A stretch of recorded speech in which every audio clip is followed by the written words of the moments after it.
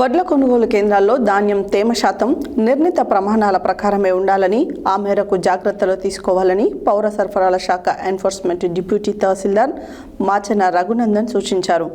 మంగళవారం నాడు ఆయన మునుగోడులో రైస్ మిల్లులను తనిఖీ చేశారు. వడ్ల కొనుగోలు కేంద్రాలలో ధాన్యం తేమ శాతం నిర్ణీత ప్రమాణాల ప్రకారమే ఉండాలని, ఆ మేరకు జాగ్రత్తలు తీసుకోవాలని పౌర సరఫరాల శాఖ ఎన్ఫోర్స్మెంట్ డిప్యూటీ తహసీల్దార్ మాచన రఘునందన్ సూచించారు. మంగళవారం నాడు ఆయన మునుగోడులో రైస్ మిల్లులను తనిఖీ చేశారు. ఈ సందర్భంగా వడ్ల దిగుమతిలో జాప్యం జరగకుండా తేమ విషయంలో ప్రమాణాలను పాటించాలన్నారు. ధాన్యం కొనుగోలు కేంద్రాల నుంచి మిల్లులకు చేరే వడ్లను మిల్లర్ల సహకారంతో దిగుమతి చేసుకోవాలన్నారు. వడ్ల కొనుగోలు కేంద్రాల నుంచి వడ్లు మిల్లుకు పంపిస్తున్నారు.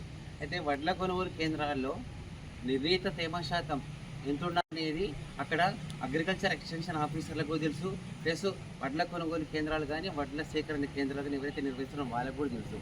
అయినప్పటికీ కూడా ఏ కారణం చేత వల్లనో కానీ తేమ శాతం ఎక్కువగా ఉన్న వడ్లను ఏమాత్రం అసలు మరి ఆలోచించకుండా పంపిస్తున్నారో తెలియట్లే కానీ వడ్ల కొనుగోలు కేంద్రాల నుంచి రైస్ మిల్లుకు పంపించేస్తున్నారు. కనీసము ఆ తేమ శాతం ఎంత ఉంది, కొంచెం అటు ఇటుగా ఉన్నా పర్లేదు. మరీ గరిష్టంగా 25%, 30% ఉన్న తేమ కలిగిన వడ్లు మళ్ళీ దిగుమతి చేసుకోవడానికి రైస్ మిల్లర్ దగ్గర మళ్ళీ చూసుకుంటారు. వీళ్ళు తేమ యంత్రంలో ఎంత తేమ అనేది చూసుకుంటారు. అక్కడ మళ్ళీ కొంచెం సమస్య వస్తే అది దించుకోవడంలో మిల్లర్ దగ్గర సమస్య ఉత్పన్నమవుతుంది. కాబట్టి దయచేసి వడ్ల కొనుగోలు కేంద్రాలకు, పీపీసీలకు, ప్యాడీ ప్రొక్యూర్మెంట్ సెంటర్ల నిర్వాహకులకు చెప్తున్నా, మీకు దాదాపు నల్గొండ కేంద్రానికి పిలిపించి చక్కటి ట్రైనింగ్ ఇచ్చారు. ఎంత తేమ ఉంటే మిల్లుకు పంపించవచ్చు అనేది. అంత మొత్తం ఒక కలెక్టరు నిర్వహణలో, ఉన్నతాధికారుల నిర్వహణలో మీకు స్పెషల్గా క్యాంపు పెట్టి మరి వడ్లు ఎంత తేమ ఉంటే మిల్లుకు పంపించాలనేది 2 సార్లు కాదు, 3 సార్లు కాదు, 4-5 సార్లు ప్రతిరోజు గ్రూప్లో కూడా పెట్టడం జరుగుతుంది. ఎంత తేమ ఉంటే మిల్లుకు పంపించాలనేది.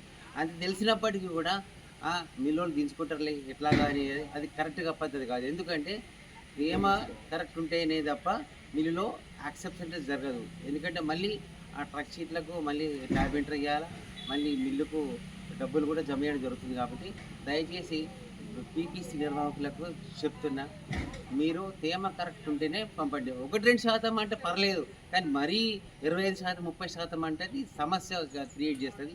కాబట్టి అర్థం చేసుకోండి.